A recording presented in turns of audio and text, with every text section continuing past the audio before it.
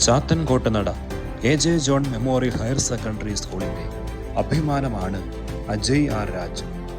Civil service പരീക്ഷയിൽ 109 rank നേടി കേരളത്തിൻ്റെ അഭിമാനമായ, കോഴിക്കോട് ജില്ലയുടെ അഭിമാനമായ AJ John memorial higher secondary സ്കൂളിൻ്റെ അഭിമാനമായ അജയ് ആർ രാജ് തൻ്റെ സ്കൂൾ ജീവിതകാല സ്മരണകൾ പങ്കുവയ്ക്കുന്നു.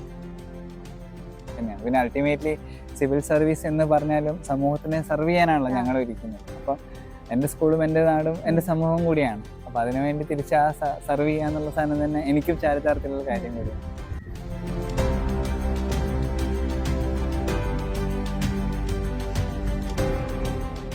Hi every one. അപ്പോൾ ഇന്ന് നമ്മുടെ കൂടെ ഉള്ളത് അജയ് ചേട്ടനാണ്. നമ്മുടെ സ്കൂളിൽ പഠിച്ചിറങ്ങി IAS എഴുതിയപ്പോൾ 109ാമത്തെ റാങ്ക് വാങ്ങിയിരിക്കുകയാണ് ചേട്ടൻ. അപ്പോൾ കുറച്ച് ദിവസമായിട്ട് ചേട്ടൻ നാട്ടിലുണ്ട്. അപ്പോൾ നമ്മൾ ഒരു കോൺവെർസേഷന് വേണ്ടി ചേട്ടനെ ഇവിടെ കൂട്ടിയിരിക്കുകയാണ്.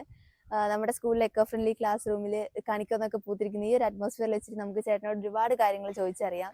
ഹായ് ചേട്ടാ, അപ്പോൾ നമുക്ക് തുടങ്ങാം. അപ്പോൾ നമ്മുടെ ഓഡിയൻസിന് ചേട്ടനൊന്ന് മനസ്സിലാകാൻ വേണ്ടിയിട്ട് ചേട്ടനെ പറ്റി കുറച്ച് കാര്യങ്ങൾ പറയോ? അപ്പൊ ഏത് ബാച്ചാണ് ഇവിടെ പഠിച്ചത്, നമ്മുടെ സ്കൂളിൽ അങ്ങനത്തെ കാര്യങ്ങളൊക്കെ ഒന്ന് പറയാമോ? സോ ഞാൻ 2009 സ്കൂളിൽ ജോയിൻ ചെയ്യുന്നത്. 4ാം ക്ലാസ് കഴിഞ്ഞിട്ട്, അന്ന് നഗംബർ സ്കൂളിൽ 4ാം ക്ലാസ് കഴിഞ്ഞിട്ട് ഞാൻ 2009 ജൂൺ മാസം ഇവിടെ ജോയിൻ ചെയ്യാണ്. പിന്നെ ഞാൻ പാസ് ഔട്ട് ആകുന്നത് 2015 മാർച്ചിലാണ്. അപ്പം 5th സ്റ്റാൻഡേർഡ് തൊട്ട് 10ാം ക്ലാസ് വരെ 6 വർഷം ഞാൻ സ്കൂളിൽ ഉണ്ടായിരുന്നു. സോ അതാണ് സ്കൂളായിട്ടുള്ള എൻ്റെ ഒരു ലോങ് 6 വർഷത്തെ ഒരു ഒരു ജേർണി എന്ന് പറയുന്നത്.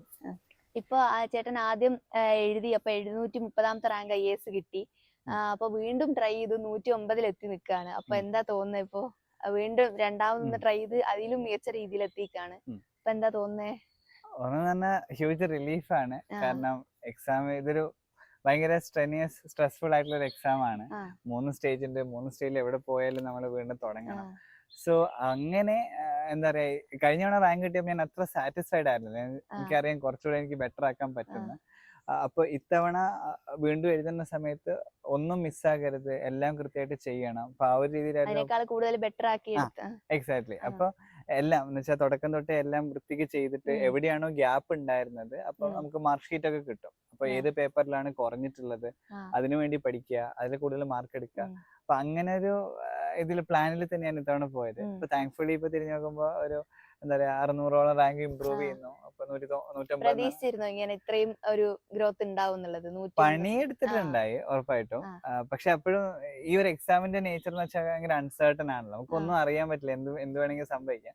പക്ഷെ ബാക്ക് എൻഡ് ഓഫ് ദ മൈൻഡില് എനിക്ക് ഒരു കോൺഫിഡൻസ് ഉണ്ടായിരുന്നു. വെച്ചാൽ ഇതിൽ നമുക്ക് ചെയ്യേണ്ടൊക്കെ ചെയ്തു. ഇനിയിപ്പോ അതിൽ കൂടുതൽ എന്ത് വന്നാലും ഓക്കെ, ലെറ്റ് ഇറ്റ് ബി എന്നുള്ള രീതിയിൽ. അപ്പൊ അങ്ങനെ നോക്കുമ്പോ ഒരു സ്ലൈറ്റ് പ്രതീക്ഷ ഉണ്ടായിരുന്നു. അപ്പൊ അതും കൂടെ കിട്ടിയപ്പോഴത്തേക്ക് ഹാപ്പി, താങ്ക്സ് ഗോഡ്. ആ ഒരു സാധനമാണ്. ഇനി നമുക്ക് ചേട്ടന്റെ സ്കൂൾ കാലഘട്ടത്തിലേക്ക് പോവാം. ചേട്ടൻ പറഞ്ഞു ഇവിടെ 6 വർഷം AJ ജോണിൽ പഠിച്ചു എന്നുള്ളത്. അപ്പൊ അതിൽ ഏറ്റവും ഇവന്റ്ഫുൾ ആയിട്ടുള്ള, ഭയങ്കര എന്താ പറയണ്ടേ, മെമ്മറബിൾ ആയിട്ടുള്ള വർഷം ഏതായിരുന്നു? എനിക്ക് തോന്നുന്നത് 9ാം ക്ലാസ് ആയിരിക്കും ഏറ്റവും മെമ്മറബിൾ ആയിട്ടുള്ള ഒരു വർഷം. എന്ന് വെച്ചാ ഒന്ന് പറഞ്ഞാൽ 8ാം ക്ലാസ്സിൽ ഏറ്റവും വേർസ്റ്റ് ബാച്ച് ആയിരുന്നു ഞങ്ങളുടെ. ഉണ്ടാകാത്ത പ്രശ്നങ്ങളില്ല. അപ്പൊ ആരും ക്ലാസ് ടീച്ചർഷിപ്പ് പോലും എടുക്കാൻ വില്ലിങ് അല്ലാത്ത ഒരു ക്ലാസ് ആയിരുന്നു ഞങ്ങളുടെ 8E എന്ന് പറയുന്നത്. അപ്പം ആ സമയത്താണ് മറ്റേ നമ്മൾ ഈ പ്രാഞ്ചേട്ടൻ സെയിന്റ് പറയുന്ന പുണ്യാളം നേരിട്ട് വന്ന പോലെ ഈ അഭിലാഷ് സാറിന്റെ ക്ലാസ് ടീച്ചറായി കിട്ടുക എന്നുള്ളത് ഭയങ്കര ഒരു ഐക്കണാണ്. കാരണം ഞങ്ങൾക്ക് മുമ്പിലത്തെ ബാച്ച് ആണെങ്കിലും സാറ് 2 വർഷം ക്ലാസ് ടീച്ചറായിരുന്നു അവരുടെ. അപ്പൊ അവര് ഭയങ്കര സൂപ്പർ ആയിട്ട് കുറെ കാര്യങ്ങളൊക്കെ ചെയ്ത് നമ്മളെ കണ്ടിട്ടുണ്ട്. അപ്പൊ ഒന്ന് പറഞ്ഞാൽ നമ്മൾ ആരും എടുക്കാനില്ല, ആരെങ്കിലും പദ്ധതി എടുക്കാമോ എന്നുള്ള അവസ്ഥയിലായിരുന്നു. ആ സമയത്താണ് സ്വന്തം റിസ്ക് എടുത്ത് മറ്റേ പുണ്യാളം നേരിട്ട് വന്ന പോലെ സാറ് വരുന്നു. പിന്നെ സാറിന് ഉണ്ടാകാത്ത തലവേദനകളില്ല. പക്ഷെ അറ്റ് ദ സെയിം ടൈം ഞങ്ങൾ കുറെ കാര്യങ്ങൾ അതിൽ ചെയ്തിട്ടുണ്ട്. ഇപ്പൊ എല്ലാ മാസവും ഞങ്ങൾ എന്തെങ്കിലുമൊക്കെ ആക്ടിവിറ്റി ചെയ്യുമായിരുന്നു. അപ്പൊ അത് ഭയങ്കര എന്ന് വെച്ചാൽ ആ ഓരോ ആക്ടിവിറ്റിയും ഭയങ്കര അടിപൊളിയാണ്. അതിന് വേറൊരു റീസണും കൂടെ ഉണ്ടായിരുന്നു. വെച്ചാൽ അതിന്റെ ഒരു മെജോറിറ്റി കാര്യങ്ങള് നമ്മുടെ നാഗമ്പാറ ചീത്തപ്പാട് ഞങ്ങൾ കുറെ ഒരു 6-7 പേര് സെയിം ക്ലാസ്സിലാണ്. അപ്പൊ എന്ത് ആക്ടിവിറ്റി വന്നാലും ഇപ്പൊ ഈ സാറ്റർഡേ സൺഡേ നമുക്ക് ഹോളിഡേ ആണല്ലോ. അപ്പൊ എന്തെങ്കിലുമൊക്കെ പ്ലാൻ ചെയ്യണമെങ്കിൽ നമ്മളെല്ലാം ഈ നാഗമ്പാറ ചീത്തപ്പാട് ഏരിയയിലുള്ള ആൾക്കാർ ഒരുമിച്ച് കൂടും. അപ്പൊ ഒരുമിച്ച് കൂടി നമ്മൾ അവിടെ ഇരുന്ന് കുറെ പ്ലാനിങ് നടത്തിയിട്ടാണ് പിറ്റേ ദിവസം സ്കൂളിലേക്ക് വരുന്നത്. എന്തൊക്കെ ആക്ടിവിറ്റീസ് ഓരോ മാസം ചെയ്തു എന്ന് പറഞ്ഞില്ലായിരുന്നു?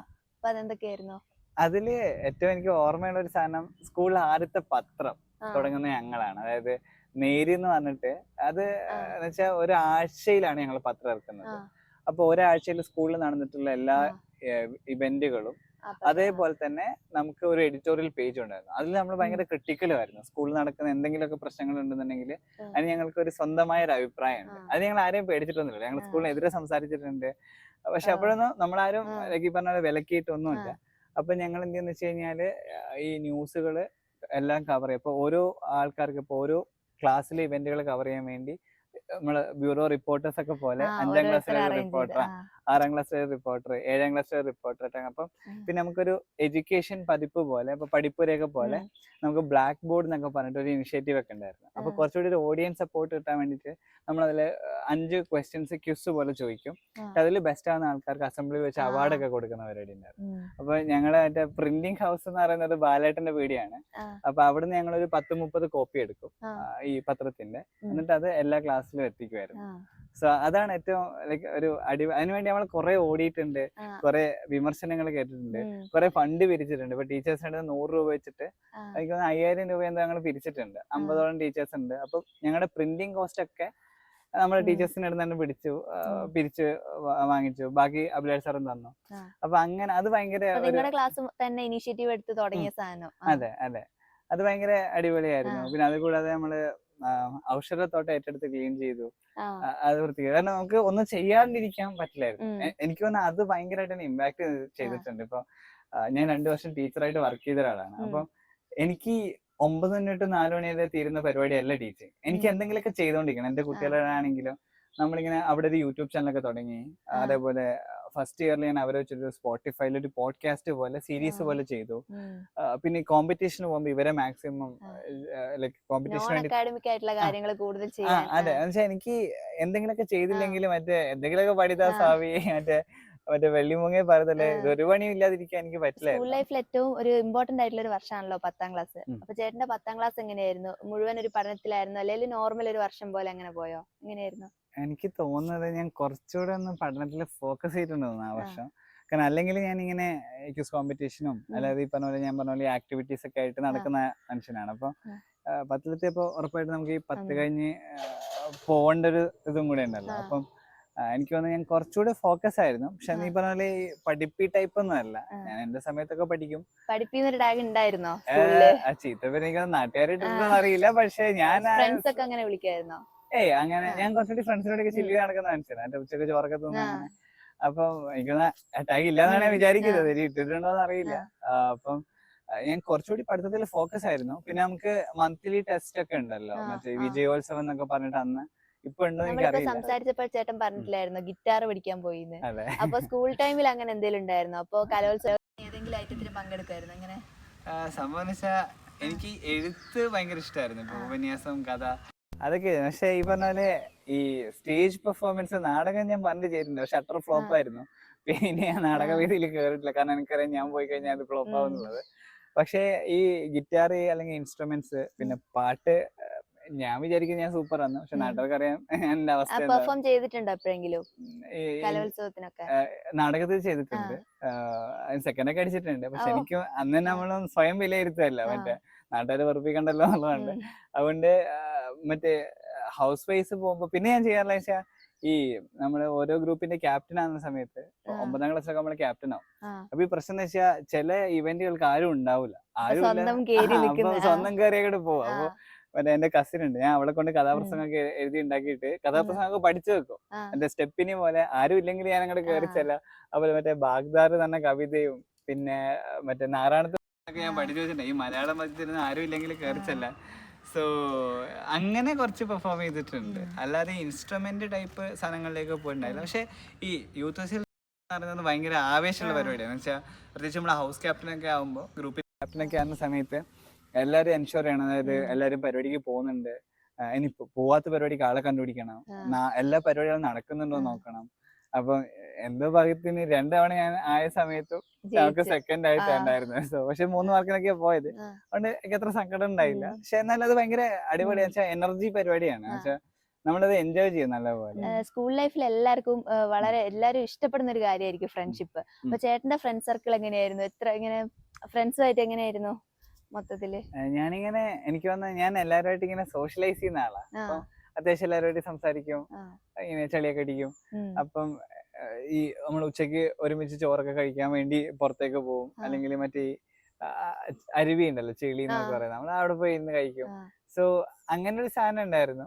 അപ്പൊ പിന്നെ നമ്മുടെ ക്ലാസ്സിന്റെ പ്രത്യേകത വെച്ച് കഴിഞ്ഞാൽ ഇവൻ എല്ലാവരും നല്ല ബോണ്ടഡ് ആയിരുന്നു, ഗേൾസ് ആണെങ്കിലും ബോയ്സ് ആണെങ്കിലും ഒക്കെ. അപ്പം നമുക്ക് ആ ഒരു പ്രത്യേകിച്ച് ഗ്രൂപ്പുകളാക്കി തിരിച്ചു ഞാൻ പറഞ്ഞില്ലേ, അപ്പൊ അതിലൊക്കെ ഗേൾസും ബോയ്സും അങ്ങോട്ടും ഇങ്ങോട്ടും പരസ്പരം സപ്പോർട്ട് ചെയ്യുക. പിന്നെ ഞാൻ പറഞ്ഞില്ല, ഞാൻ വരുന്ന ആ ഏരിയ നാഗമ്പാറ ചെയ്തപ്പാട് അവിടെ നമുക്കൊരു അവിടുത്തെ വായനശാല കേന്ദ്രീകരിച്ച് നമ്മളൊരു 6-7 പേരുണ്ടായിരുന്നു. അപ്പൊ അതൊക്കെ നല്ല ബോണ്ടായിരുന്നു. കാരണം ഇപ്പം ഈ കൊളാഷ് ഒക്കെ ഉണ്ടാക്കണം അല്ലെങ്കിൽ പത്രമൊക്കെ ഉണ്ടാക്കണം, നമ്മൾ ഒരുമിച്ചിരുന്നു. അപ്പം ആരെങ്കിലും വീട്ടിൽ നിന്നൊക്കെ മറ്റേ ജ്യൂസൊക്കെ അടിച്ച് കൊണ്ടുവരും, നമ്മൾ കുടിക്കും. അപ്പൊ അതൊക്കെ ഭയങ്കര ഈ പറഞ്ഞ ആ സൗഹൃദങ്ങൾ ഇപ്പോഴും ഞാൻ മെയിൻറ്റെയിൻ ചെയ്യുന്നുണ്ട്. ഇന്നലെയും ഒരു ഫ്രണ്ട് ഉണ്ടായിരുന്നു, ഇന്ന് വേറൊരു ഫ്രണ്ട് വരുന്നുണ്ട്. അതെ അതെ. അപ്പൊ എനിക്ക് തന്നെ ആ ബന്ധം അങ്ങനെ നിലനിർത്തി പോകുന്നതിന്റെ ഒരു കാരണം എന്ന് വെച്ച് കഴിഞ്ഞാൽ അവര് നമ്മുടെ ലൈഫിന്റെ എല്ലാ സമയത്തും കൂടെ ഉണ്ടായിരുന്നു. അല്ലെങ്കിൽ ഈ ഫ്രണ്ട്ഷിപ്പ് ഉണ്ടായ സമയത്ത് തന്നെ നല്ല സ്ട്രോങ് ആയിരുന്നു ആ ഒരു ബന്ധം എന്നുള്ളത്. അപ്പൊ നമുക്ക് അങ്ങനെ അത്രയും സ്ട്രോങ് ആയ ബന്ധമാകുമ്പോൾ നമ്മൾ അങ്ങനെ അതിന്റെ എന്തെങ്കിലും പുറത്തേക്ക് പോകുന്ന സാധ്യതയില്ല. പിന്നെ നമുക്ക് എല്ലാ വർഷവും ഡിസംബർ 27-ന് ഞങ്ങൾക്കൊരു ഗെറ്റ് ടുഗദർ പോലെയുണ്ട്. അത് ഇപ്പം കാര്യമായിട്ട് നടക്കുന്നില്ല, കാരണം എല്ലാവരും പലരും പല സ്ഥലത്തായി. ഇപ്പൊ ഞാൻ ഉൾപ്പെടെ. ഫ്രണ്ട്ഷിപ്പ് ഏറ്റവും നല്ല ഒരു ഹ്യൂമൻ കണക്റ്റിന്റെ ഒരു എക്സാമ്പിൾ ആണ്, നമുക്ക് മനുഷ്യന്മാർക്ക് പരസ്പരം ബന്ധപ്പെടാൻ എന്നുള്ള രീതിയിൽ. സോ അത് ഭയങ്കര അത് എനിക്ക് അതുകൊണ്ടാന്ന് തോന്നുന്നു, ഞാൻ പൊതുവെ കുറെ നല്ല ഫ്രണ്ട്സ് ഉള്ള ഒരു മനുഷ്യനാണ്. അതിപ്പോ സ്കൂളിൽ നിന്ന് കിട്ടിയ ഒരു ലെസൺ ആണെന്ന് തോന്നുന്നു. പക്ഷെ അത് 10 കഴിഞ്ഞിട്ടാണെങ്കിലും +2 ആണെങ്കിലും ഗ്രാജുവേഷൻ ആണെങ്കിലും വർക്ക് ചെയ്യുന്ന സ്പേസിലാണെങ്കിലും ഫ്രണ്ട്ഷിപ്പിന് ഭയങ്കരമായിട്ട് വാല്യൂ ചെയ്യുന്ന ആളാണ്. ചേട്ടൻ ഇപ്പൊ 2015 ഇവിടുന്ന് പാസ് ഔട്ട് ചെയ്താണല്ലോ. അപ്പൊ 10 വർഷത്തിലേറെയായി ഇപ്പൊ സ്കൂള്. അപ്പൊ എന്തൊക്കെ മാറ്റങ്ങൾ അവിടെ വന്നു? ഈ എക്കോ ഫ്രണ്ട്ലി ക്ലാസ് റൂം ഒക്കെ അന്നും ഇങ്ങനെ തന്നെ ആയിരുന്നോ? അന്ന് എക്കോ ഫ്രണ്ട്ലി ക്ലാസ് റൂം ഉണ്ട്, പക്ഷെ ഇത്ര ഇത് ടൈൽഡ് ഒന്നും അല്ല. പക്ഷെ വരും. പിന്നെ ഈ പറഞ്ഞ പോലെ കാക്കശല്യം ഇപ്പോഴും ഉണ്ടോ എനിക്ക് അറിയില്ല, പക്ഷെ എനിക്കൊക്കെ ഇഷ്ടംപോലെ കിട്ടിയിട്ടുണ്ട്. അപ്പൊ ഇടയ്ക്ക് നമുക്ക് ഇവിടെ ക്ലാസ് ഒക്കെ വരും. എസ്പെഷ്യലി എനിക്ക് UP ക്ലാസ്സില് ഞാൻ സംസ്കൃതമായിരുന്നു. അപ്പൊ ഞങ്ങൾ 6-7 പേരൊക്കെ ഉള്ളു. അപ്പൊ സീമൻ ടീച്ചർ ഞങ്ങൾ ഇവിടെ കൊണ്ടുവരുമായിരുന്നു.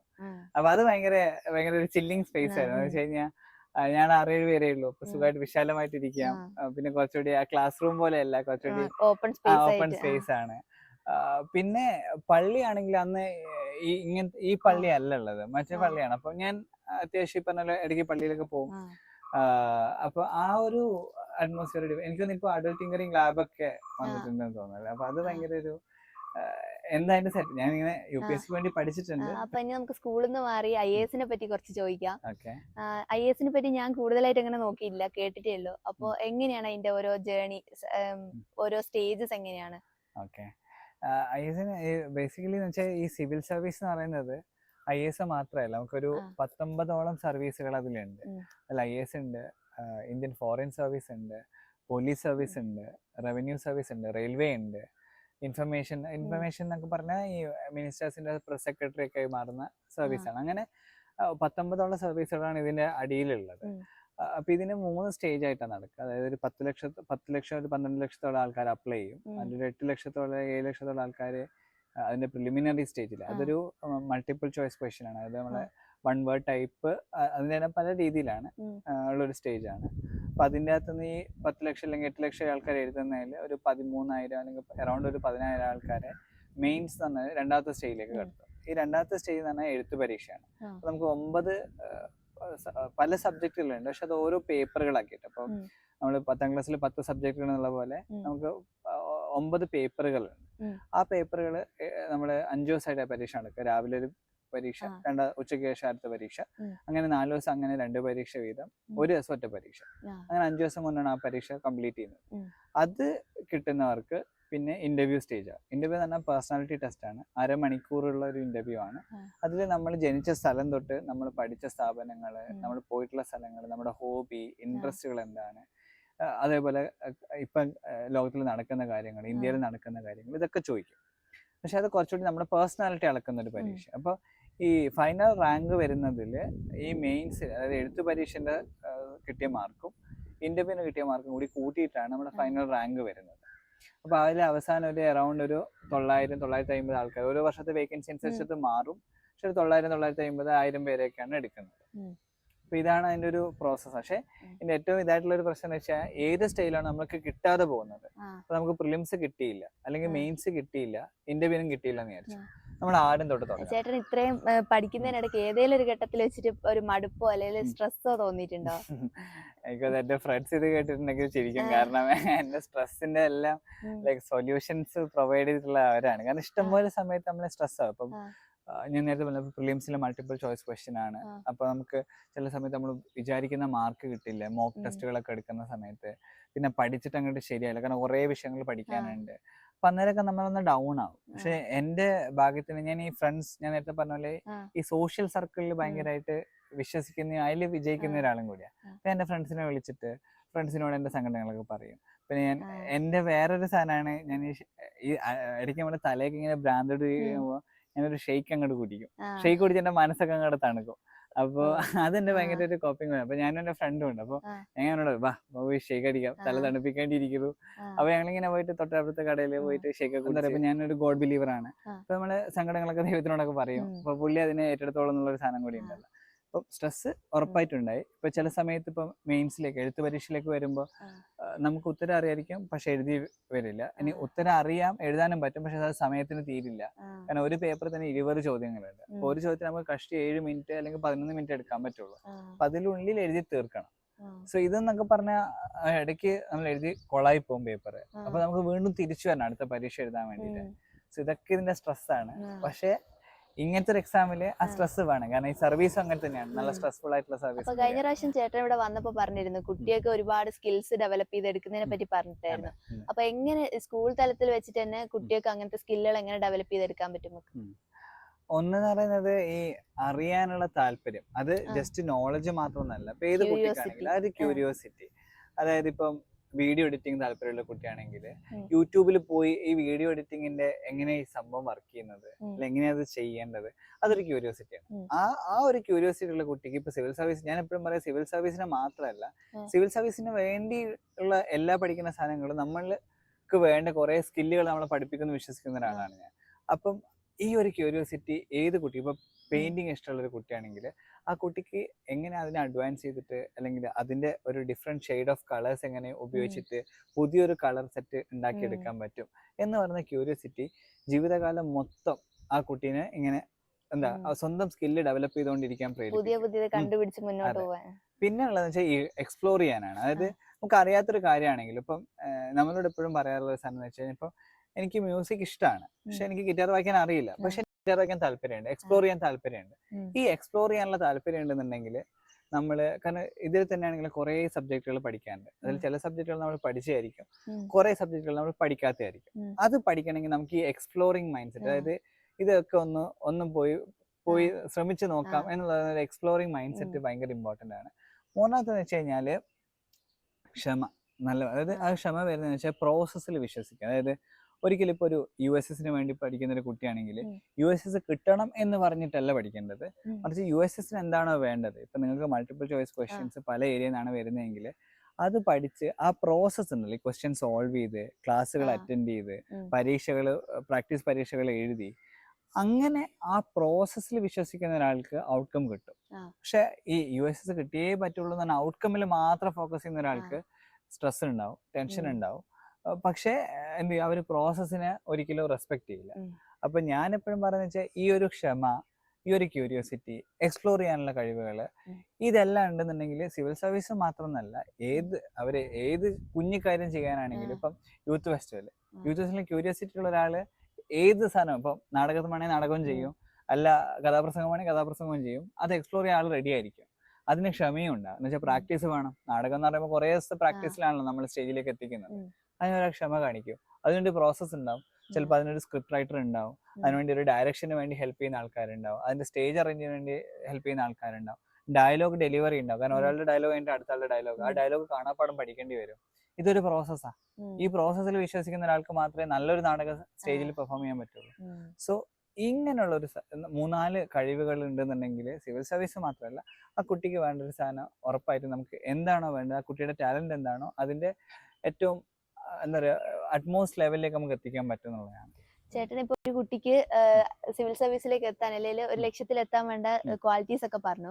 അപ്പൊ ചേട്ടന്റെ ഉള്ളിൽ എപ്പോ മുതലാ ഈ സിവിൽ സർവീസ് എന്നുള്ള ഒരു ലക്ഷ്യം വന്നത്? അതിനിപ്പോ ഏതെങ്കിലും ഒരു സംഭവം എനിക്ക് കാരണമായിട്ടുണ്ടോ ഇങ്ങനെ ഇൻസ്പിറേഷൻ കിട്ടാൻ? എനിക്ക് തോന്നുന്നു ഈ കുറെ സാധനങ്ങൾ ഒരുമിച്ച് വരുന്ന സാധനം ഉണ്ടായിരുന്നു. ഞാൻ അതിലേക്ക് വരാം.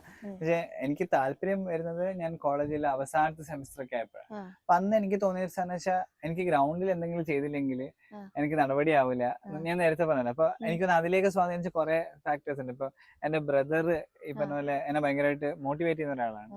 അപ്പൊ ഇങ്ങനെ പുള്ളി എപ്പോഴും പറയുന്നത് ശ്രമിച്ചു നോക്ക്, നിന്റെ നേച്ചറും താല്പര്യമൊക്കെ അതാണെങ്കിൽ എന്തുകൊണ്ട് ശ്രമിച്ചുകൂടാ, എന്തെങ്കിലുമൊക്കെ ചെയ്യാതെ എനിക്ക് ഇരിക്കാൻ പറ്റില്ല. അതിന് നല്ലൊരു പ്ലാറ്റ്ഫോമാണ് ഈ ഒരു പരീക്ഷ. അതിനു വേണ്ടി ശ്രമിച്ചു നോക്കുന്നതിൽ തെറ്റില്ല എന്നുള്ള ഒരു സ്പാർക്ക് വരുന്നത്, നമ്മൾ തീ എന്നൊക്കെ പറയുന്ന സാധനം വരുന്നത്.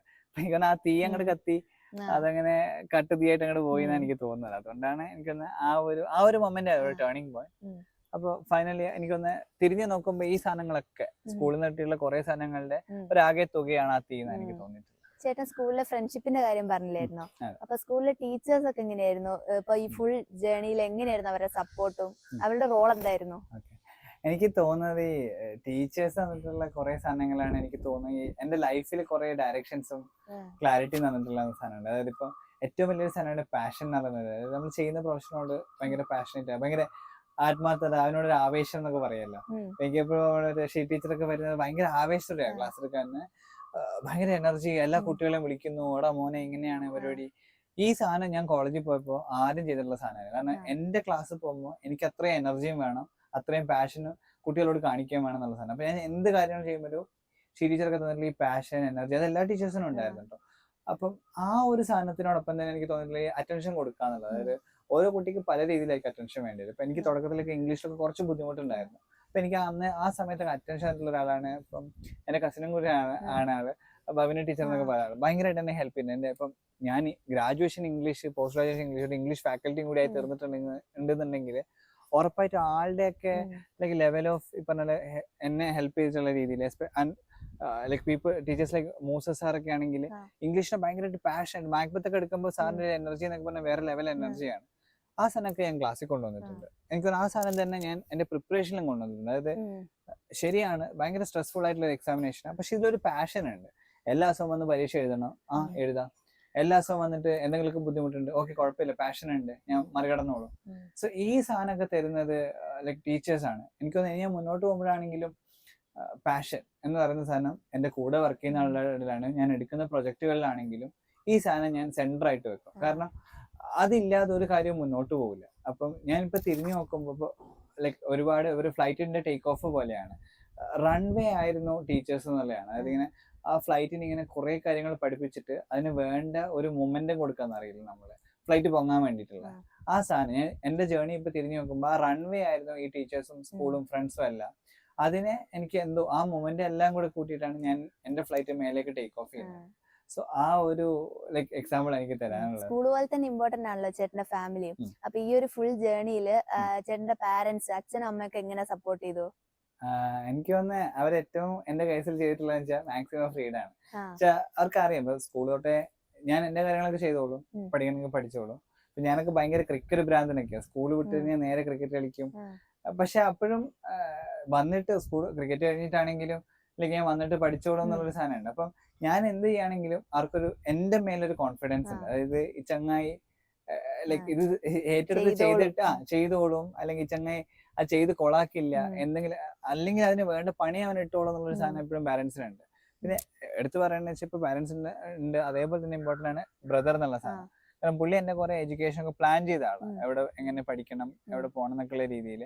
അപ്പം ലൈക് പുള്ളിക്കും ഈ പറഞ്ഞൊരു കോൺഫിഡൻസ് ഉണ്ട്. പക്ഷെ പുള്ളി ഒരു ഇത് ചെയ്താൽ അടിപൊളിയായിരിക്കും, അല്ലെങ്കിൽ ഈ കോളേജിൽ പോയാൽ നീ അടിപൊളി. ഇപ്പം എന്റെ കോളേജൊക്കെ പുള്ളിയാണ് എന്നെ ഗൈഡ് ചെയ്യുന്നത്. അപ്പൊ അവിടെ പോയാൽ ഇവൻ പണിയെടുത്തോളൂ എന്നുള്ളൊരു ട്രസ്റ്റ് പുള്ളിക്കുണ്ട്. അപ്പൊ ഈ എക്സാമിന് ഞാൻ എഴുതാൻ വേണ്ടി തീരുമാനിക്കുന്ന സമയത്ത് പോലും ഞാൻ ആദ്യം കൺസൾട്ട് ചെയ്യുന്ന പുള്ളിനെയാണ്. അപ്പൊ പുള്ളി തന്നെ അടിപൊളിയാണ്, നിങ്ങൾക്ക് ചെയ്യാൻ കുറെ കാര്യങ്ങൾ പറ്റും, അപ്പൊ അതിന് വേണ്ടിയിട്ട് ഏറ്റവും നല്ല പ്ലാറ്റ്ഫോമാണ്, ചെയ്തു നോക്കും. പിന്നെ ഞാൻ നേരത്തെ പറഞ്ഞ നമുക്ക് ഒരുപാട് മൊമെന്റിൽ സ്ട്രെസ് വരുമല്ലോ, ആ സമയത്തൊക്കെ ഏട്ടനൊക്കെ വിളിച്ചിട്ടാണ് സങ്കടങ്ങൾ പറയുന്നത്. ആ സമയത്ത് ഏട്ടനാണ് കുറെ ക്ലാരിറ്റി തരുന്നത്. അപ്പൊ ഞാൻ എന്റെ ഇന്റർവ്യൂവിലും പറയുന്ന ഞാൻ ഇളയ മകനായതുകൊണ്ട് കുറെ അഡ്വാൻറ്റേജ് ഉണ്ടായി. അതായത് മൂത്ത ഒരാൾ അവിടെ ഉള്ളതുകൊണ്ട് മൂത്ത ആളോട് നമുക്ക് എപ്പോഴും പോയി ഒരു സങ്കടം പറയാം. ഞാൻ എപ്പോഴും പറയുന്ന ഒരു സാധനമാണ്, ഈ മൂത്ത മക്കളെ ഞാൻ ശ്രദ്ധിച്ചിട്ടുള്ള ഒരു കാര്യമാണ്, ഇളയാളോട് അവർക്കൊരു കരുതലുണ്ട്. ആ കരുതൽ എന്ന് പറഞ്ഞു കഴിഞ്ഞാൽ അവർക്ക് കുറെ പ്രശ്നങ്ങളൊക്കെ ഉണ്ടാവേ, പക്ഷെ ഓരോ വിഷമങ്ങളൊക്കെ മാറ്റി വെച്ച് ഈ ഇളയാളെ കേൾക്കുക, ആളുടെ സങ്കടങ്ങള് എന്താന്ന് അന്വേഷിക്കുക, ആൾ ഓക്കെ ആണോ എന്ന് അന്വേഷിക്കുന്നത്, ഇത് ഭയങ്കര ടച്ചിങ് പരിപാടിയാണ്. അത് ഞാൻ കുറെ മൂത്ത മക്കളിൽ കണ്ടിട്ടുണ്ട് ആ ഒരു സ്നേഹം. എനിക്കറിയില്ല, പ്രിയ മൂത്ത ആളാണ്, എനിക്കറിയില്ല അനിയത്തിയായിട്ട് എങ്ങനെയാ ബന്ധം എനിക്കറിയില്ല. പക്ഷെ എനിക്ക് തോന്നുന്നു കുറെ കാലം കഴിഞ്ഞാൽ പ്രിയ അങ്ങനെയായി തന്നെ തീരുമെന്ന് എനിക്ക് തോന്നിയിട്ടില്ല. കാരണം എന്തോ മൂത്ത മക്കൾക്ക് ആ ഒരു സാധനമുണ്ട്. എനിക്ക് തോന്നില്ല ഇളയ മക്കൾക്ക് അത്രയും കട്ട്സ് മറ്റേ മൂത്ത ആളോട് ഉണ്ടാവും എനിക്ക് അറിയില്ല. പക്ഷെ അവർക്ക് ആ ഒരു സാധനം ഭയങ്കരമായിട്ട് ഉണ്ട്. അപ്പൊ പുള്ളി എന്നെ പഠിപ്പിച്ചിട്ടുള്ള ഒരു ഏറ്റവും നല്ല വാല്യൂ ആണ്, വിഷമങ്ങൾ അനുഭവിക്കുന്ന ആൾക്ക് അവരുടെ സങ്കടങ്ങൾ കേൾക്കാൻ വേണ്ടി നമ്മൾ അവൈലബിൾ ആയി കൊടുക്കുക, നമ്മൾ അവരുടെ സങ്കടങ്ങൾ കേൾക്കാൻ റെഡി ആയിട്ട് ഇരിക്കുക എന്നുള്ള സാധനം. കാരണം എന്റെ സങ്കടങ്ങൾ കുറെ പുള്ളി കേട്ടിട്ടുണ്ട്, അതുപോലെ കുറെ ആൾക്കാരുടെ സങ്കടങ്ങൾ പുള്ളി കേട്ടിട്ടുണ്ട്. അപ്പം നാളെ ഒരു സിവിൽ സർവന്റ് ആകുമ്പോഴും കുറെ ആൾക്കാരുടെ സങ്കടങ്ങൾ നമ്മൾ കേൾക്കേണ്ടി വരും. അതിനു വേണ്ടി നമ്മൾ അവിടെ തയ്യാറായിട്ടിരിക്കുക, അവർക്ക് ലഭ്യമായിട്ടിരിക്കുക, അവൈലബിൾ ആയിട്ടിരിക്കുക എന്നുള്ള വാല്യൂ ഞാൻ പഠിക്കുന്ന എന്റെ ഫാമിലിന്നാണ്, എസ്പെഷ്യലി എന്റെ ബ്രദറിൽ. കുറച്ചു നേരമായിട്ട് നമ്മള് കുറെ കാര്യങ്ങൾ സംസാരിച്ചു, ചേട്ടന്റെ സ്കൂള്, ഫാമിലി, ഫ്രണ്ട്സ്, പ്രൊഫഷൻ എല്ലാം പറഞ്ഞു. ഇനിയിപ്പോ ചേട്ടൻ എന്താ പറയാനുള്ളത്? എനിക്കൊന്ന് അവസാനമായിട്ട് എനിക്ക് കിട്ടിയിട്ടുള്ള ഈ ഒരു സാധനത്തിനെ എന്നിലൂടെ ബാക്കിയുള്ളവരിലേക്ക് എത്തിക്കുക എന്നുള്ളതാണ്. ഇപ്പം അദില അബ്ദുള്ള മാം ഉണ്ട്, നമ്മുടെ കുറ്റ്യാടിക്കാരിയാണ്. അപ്പൊ മാമിന്റെ സെഷൻസ് ഒക്കെ എനിക്ക് ഭയങ്കര യൂസ്ഫുൾ ആയിരുന്നു. ഇപ്പൊ ഒരു റോൾ മോഡലായി തീരാന്നുള്ള സാധനത്തില് അപ്പൊ മാം എന്റെ ജീവിതത്തിൽ കുറെ പറഞ്ഞ പോലെ ആ ഒരു റോൾ മോഡൽ സെറ്റ് ചെയ്യുന്ന ഒരാളെന്നുണ്ടല്ലോ, അതേപോലെ എനിക്ക് കിട്ടിയൊരു വിജയം ഇനിയിപ്പോ ബാക്കിയുള്ളവരിലേക്ക് എത്തിക്കുക എന്നുള്ളൊരു സാധനമാണ് എനിക്ക് സ്കൂളിനാണെങ്കിലും നാടിനാണെങ്കിലും ചെയ്യാൻ പറ്റുന്നത്. ഇപ്പൊ മാനേജ്മെന്റ് ആയിട്ട് ഇങ്ങനെ ചർച്ച ചെയ്യുന്ന സമയത്ത് IAS ഫൗണ്ടേഷൻ പോലെ കുട്ടികൾക്ക് വേണ്ടി കൊടുക്കാനുള്ള പ്ലാനൊക്കെ ഉണ്ട്. അപ്പൊ അതിനു വേണ്ടി എന്റെ സൈഡിൽ നിന്നുള്ള ഹെൽപ്പുകൾ ചെയ്യും. എനിക്ക് കിട്ടിയിട്ടുള്ള കുറെ കാര്യങ്ങൾ നാടും സ്കൂളിൽ നിന്നൊക്കെയാണ്.